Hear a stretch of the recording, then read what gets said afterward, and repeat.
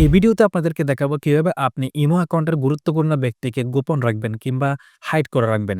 আমাদের ইমো অ্যাকাউন্টে অনেক গুরুত্বপূর্ণ চ্যাট নাম্বার রয়েছে, যেই নাম্বারগুলো আমরা চাইলে আমাদের ইমো লিস্ট থেকে আমরা গোপন রাখতে পারি এবং আমাদের ইচ্ছামতো আবার তাদের সাথে চ্যাট করতে পারি এবং চ্যাট করা শেষ হলে পুনরায় আমরা তাদেরকে গোপন রাখতে পারি।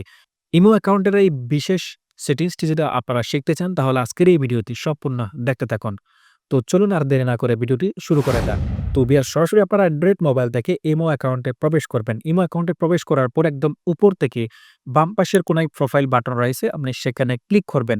এরপর একদম উপর থেকে সিকিউরিটি অ্যান্ড প্রাইভেসি নামে একটি অপশন পাবেন, সেখানে ক্লিক করবেন। এখানে আপনি ইনভিজিবল ফ্রেন্ডস নামে একটি অপশন পাবেন। ইনভিজিবল ফ্রেন্ডস এই অপশনের উপর আপনি ক্লিক করবেন।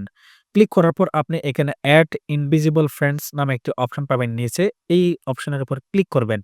এখানে ক্লিক করার পর আপনি কোন চেকলিস্টের নাম্বারটি আপনি হাইড করে রাখতে চান, সেই নাম্বারটি আপনি এখানে দিয়ে দিবেন। একদম উপর থেকে সার্চ বক্সে ক্লিক করে তার নামটি এখানে সার্চ করবেন।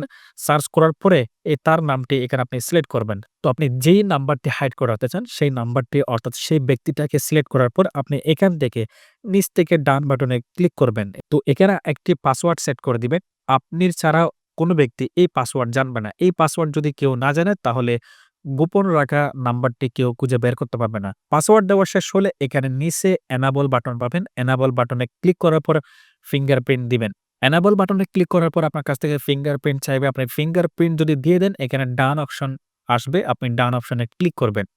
এবার সরাসরি আপনি আপনার ইমো অ্যাকাউন্টের লিস্টে অর্থাৎ হোম পেজে চলে যাবেন। এখানে দেখতে পাচ্ছেন একদম উপরে tap here to hide invisible friend.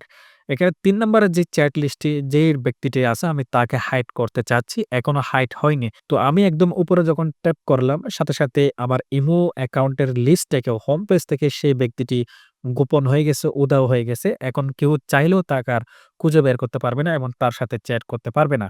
তো ভিউয়ার্স এখন যদি আপনি পুনরায় যে ব্যক্তিটাকে আপনি হাইড করে রাখছেন অথবা গোপন করে রাখছেন, আপনি তাকে চাইলে পুনরায় খুঁজে বের করে আপনার ইমো লিস্টে এনে তার সাথে কথা বলতে পারবেন এবং তাকে চাইলে আপনি পুনরায় হোম পেজে নিয়ে আসতে পারবেন।